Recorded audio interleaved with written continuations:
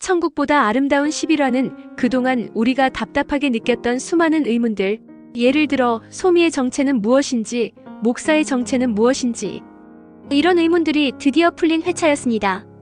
시청자 여러분도 그동안 이 드라마를 보며 참 많은 궁금증과 답답함을 느끼셨을 텐데요. 이번 11화는 그런 감정을 해소해주는 중요한 전환점이었습니다. 지금부터 11화에 담긴 핵심 내용을 정리하고 12화 예고편을 바탕으로 앞으로의 전개를 함께 상상해 보겠습니다. 로또 대회 이후 목사는 해숙에게 자신이 환생을 결심했다고 고백합니다. 이제는 평범하게 살아보고 싶다는 그의 말에 해숙은 따뜻하게 응원해주며 함께 환생을 준비하죠. 그 과정을 함께하는 두 사람의 모습이 참 보기 좋았습니다. 낙준과 해숙이 함께 있는 장면에서는 왠지 모르게 어색함과 거리감이 느껴졌지만 해숙과 목사가 함께 있을 때는 자연스럽고 따뜻한 케미가 화면 너머로도 전해졌습니다. 서로를 챙기며 가끔은 티격태격하는 모습이 오히려 진짜 가족 같은 감정을 불러일으켰죠. 한편 우리가 이전에 예상했던 소미는 스토커일 것이다라는 뇌피셜은 완전히 빗나갔습니다.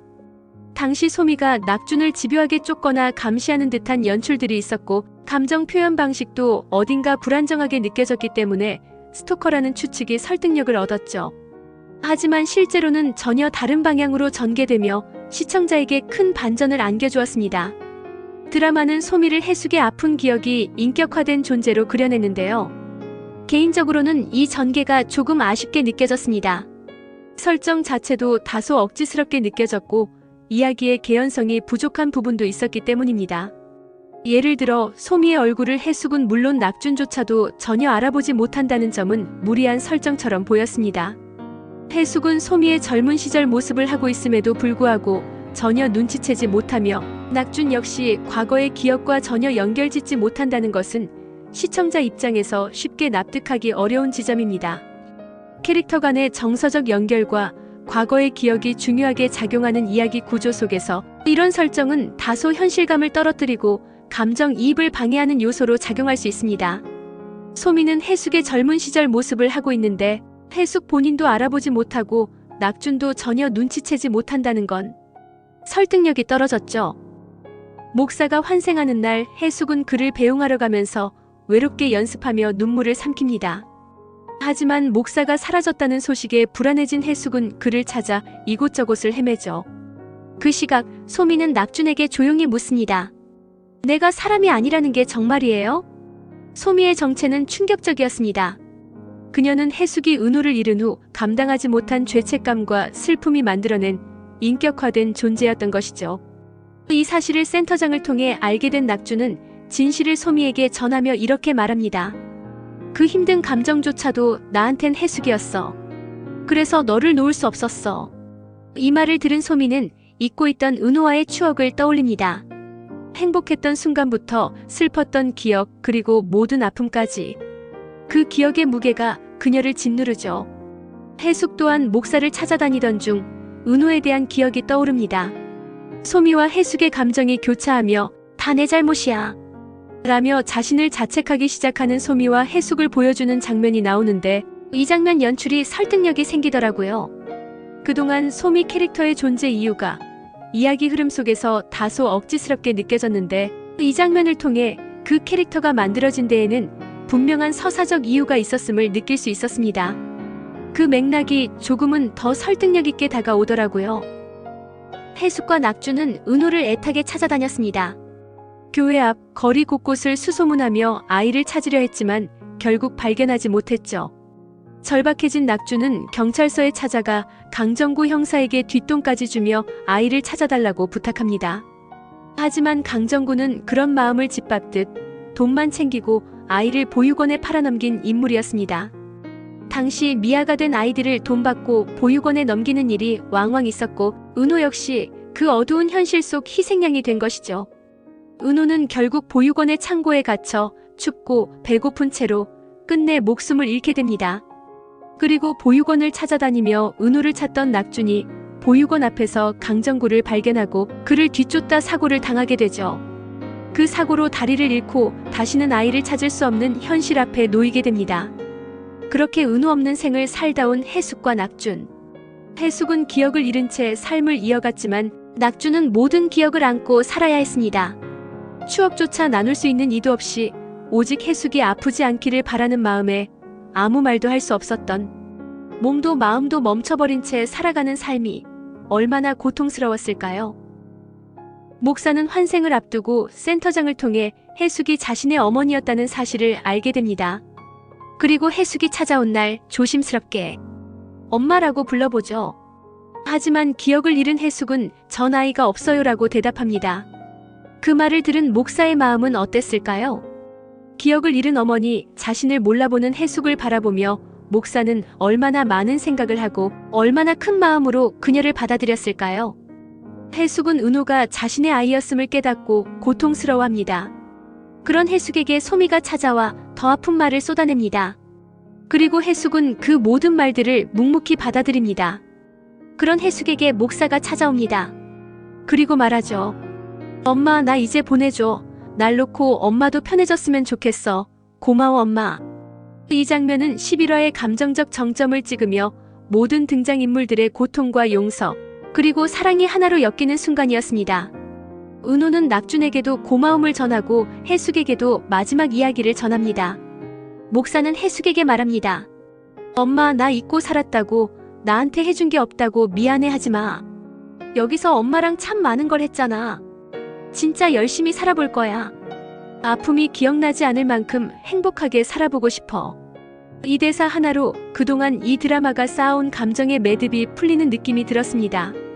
누군가를 용서한다는 건 결국 자신을 용서하는 일과 맞닿아 있고, 그것이 비록 환생이라는 판타지 설정을 빌려 표현되었지만 감정적으로는 너무나 현실적으로 와닿았습니다.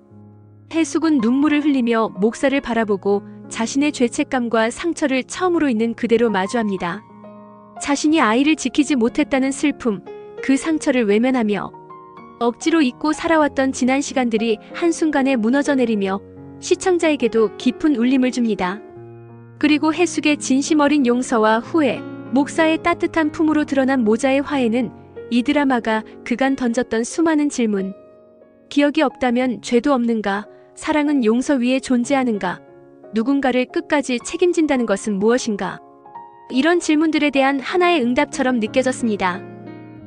또한 이번 회차에서 특히 인상적이었던 것은 센터장의 역할 변화였습니다. 그동안 감정적으로 중립에 서서 인물들의 과거와 마주하도록 돕는 조력자 역할에 머물렀던 센터장은 사실상 모든 인물의 실마리를 쥐고 있는 중요한 존재임이 드러나며 무게감이 한층 더해졌습니다. 예를 들어 센터장이 낙준에게 소미의 정체를 차분히 설명해 낙준이 감정을 정리할 수 있도록 도운 장면, 그리고 목사에게 해숙이 자신의 어머니임을 조심스럽게 알리며 감정을 꺼내도록 유도한 대사는 인물 간 감정과 서사를 연결하는 핵심 전환점이 되었습니다. 그는 직접적인 행동보다는 진실을 조용히 전달하며 인물들이 스스로 감정을 직면하게 만드는 중심축 역할을 해왔죠. 특히 목사에게 진실을 전하는 장면에서 센터장은 비난이나 정죄 대신 한 사람의 인생을 깊이 이해하고자 하는 진중한 태도를 보여주었습니다. 이러한 모습은 드라마가 전달하고자 하는 인간의 복잡함과 용서라는 주제를 더욱 선명하게 드러내는 중요한 순간이었습니다. 결국 11화는 복선 회수와 감정의 폭발이 절묘하게 어우러진 회차였고, 그동안 천국보다 아름다움을 보며 왜 이 장면이 나왔을까 싶었던 모든 떡밥들이 하나로 연결되어 의미를 갖게 되는 순간이었습니다. 이제 남은 회차는 단 1화. 과연 해숙은 목사의 환생 이후 어떤 감정의 변화를 겪게 될지, 낙준과의 관계는 어떤 식으로 정리될지, 모든 게 단 한 편에 달렸습니다. 이 드라마가 마지막으로 전하려는 메시지가 무엇일지 이제야 퍼즐 조각이 거의 다 맞춰졌다는 느낌을 받으면 기대와 동시에 먹먹한 여운을 안고 다음 회를 기다리게 만듭니다. 그리고 우리는 다시 생각하게 됩니다. 사람의 마음이라는 건, 기억이라는 건, 용서라는 건 그 어떤 말보다도 더 복잡하고 때로는 너무 늦게서야 닿을 수 있는 것들이라는 걸요. 그리고 우리는 다시 생각하게 됩니다. 사람의 마음이라는 건, 기억이라는 건, 용서라는 건 그 어떤 말보다도 더 복잡하고 때로는 너무 늦게서야 닿을 수 있는 것들이라는 걸요. 이제 마지막 회를 앞두고 있죠. 그래서 우리는 다시금 상상하게 됩니다. 남겨진 인물들은 어떤 선택을 할까요? 어떤 감정이, 어떤 말이 마지막 장면을 채우게 될까요? 이제 12화 예고편을 함께 보며 마지막 회에서는 어떤 이야기들이 펼쳐질지 상상해 보겠습니다. 당신 영의 꿈에 들어가는 거 내일 아니었나? 사장님! 드디어 해숙이 영애에게 로또 번호를 알려주러 꿈속으로 찾아가게 되었다. 영애는 언제나 집안을 엉망으로 내버려두고 제대로 밥도 챙겨 먹지 않은 채로 하루하루를 버텨내고 있었다. 일수에 쫓기고 막막한 현실에 눌려 사는 모습에 해숙은 속이 상했다. 천국의 문을 지나 영애의 꿈속에 들어간 해숙은 그 모습을 숨죽여 지켜봤다. 영애야, 해숙이 조용히 말을 건넸다. 네가 이렇게 힘들게 살아가는 모습, 더는 그렇게 살지 않았으면 좋겠어.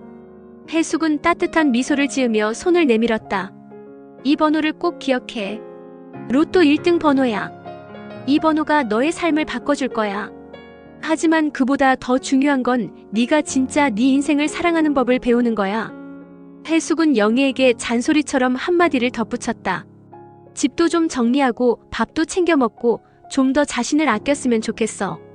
좋은 사람 만나서 행복한 가정도 만들었으면 좋겠고. 영애는 처음엔 귀찮아했지만 해숙의 진심 어린 말에 고개를 끄덕인다. 알았어요, 사장님. 이번엔 정말 변할게요. 그렇게 영애는 꿈에서 깨어난 후 조금씩 스스로를 돌보며 새로운 인생을 꿈꾸기 시작했다. 우리도 환생하면 어떨까? 늙은 와이프랑 여기서 계속 사는 게 싫으시다? 둘은 티격태격 농담을 주고받으며 웃음꽃을 피웠다. 낙주는 머리를 극적이며 말했다. 그럼 이번엔 좀 다르게 하자. 우리가 다시 만나면 서로를 바로 알아볼 수 있을까? 해숙은 고개를 갸웃하며 그럴지도 모르지. 당신 목소리, 눈빛, 손길 분명 알아볼 거야. 라고 말했다. 아니, 혹시 못 알아보면 어쩌지? 낙준이 장난스럽게 걱정하자 해숙은 그럼 티셔츠라도 맞춰 입고 다니는 건 어때? 라며 장난을 쳤다. 두 사람은 환생 후에도 계속 알콩달콩 다투고 화해하며 끝없는 사랑을 이어갈 미래를 상상하며 서로를 꼭 끌어안았다. 오래된 연인처럼 익숙하면서도 설레는 그 모습은 천국에서도 가장 행복한 풍경이었다. 혹시 알아요? 영애 씨한테 내가 휴고 8천짜리 로또 일지? 골목길 한복판 영애가 심각한 표정으로 누군가를 향해 소리쳤다. 거기서 영애는 망설임 없이 그 사람을 쫓기 시작했다. 골목의 좁은 공간을 빠르게 돌며 뒤쫓는 영애의 발걸음은 단호했고 그 사람은 도망치듯 앞만 바라보며 달렸다. 영애가 쫓는 상대는 바로 동네 택배기사였다. 그동안 영애가 일수일을 하며 힘겹게 살아가는 모습을 멀리서 지켜본 택배기사는 어느 날 농담 삼아 영애에게 말을 걸었다. 돌아가신 사장님이 남겨주신 재산이 꽤 된다면서 아직까지 일수일을 하세요? 그 말이 영애의 기분을 상하게 했는지 아니면 평소 쌓였던 감정이 터져서였는지 영애는 진심 어린 분노를 담아 택배기사를 뒤쫓기 시작했다.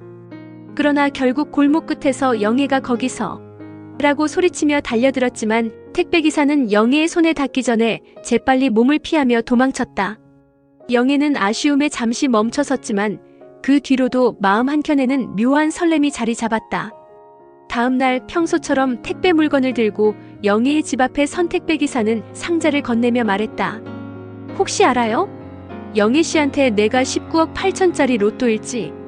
영애는 택배기사의 그 말에 순간 멈칫했고 마음속 깊은 곳에서 새로운 인연과 희망이 피어오르는 걸 느꼈다. 해숙이 꿈속에서 영애를 위해 비밀스럽게 손을 써놓은 행운이었던 것이다. 그렇게 터프한 영애와 장난기 가득한 택배기사의 인연은 그렇게 시작되었다.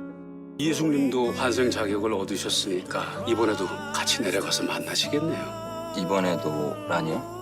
센터장이 낙준에게 하얀 판을 보여주며 조용히 말했다. 당신과 해숙님은 수많은 환생을 거치며 항상 함께했지만 그 결말은 좋지 않았습니다. 낙준은 하얀 판에 새겨진 전전생의 모습을 떠올렸다. 한 생에서는 왕족과 평민으로 나뉘어 서로의 신분 차이를 극복하지 못해 헤어졌고 또 다른 생에서는 서로의 오해와 질투로 큰 상처를 주고받으며 끝나버렸다. 마지막 환생에서는 서로를 너무 사랑했기에 집착과 소유욕이 깊어져 결국 두 사람 모두 마음의 상처만 남긴 채 헤어졌다. 이번 생에서는 달라야 해 낙주는 다짐했다. 같은 실수를 반복하지 않고 진짜 서로를 이해하고 용서할 수 있어야 해. 센터장은 낙준 씨가 선택하는 길이 결국 두 사람의 운명을 바꿀 것이다라고 힘주어 말했다. 나 어때? 예뻐. 이제 다시 내려가서 당신이랑 새롭게 시작해보고 싶어. 이제 그만해야지. 해숙이 손을 잡고 산책하며 말했다.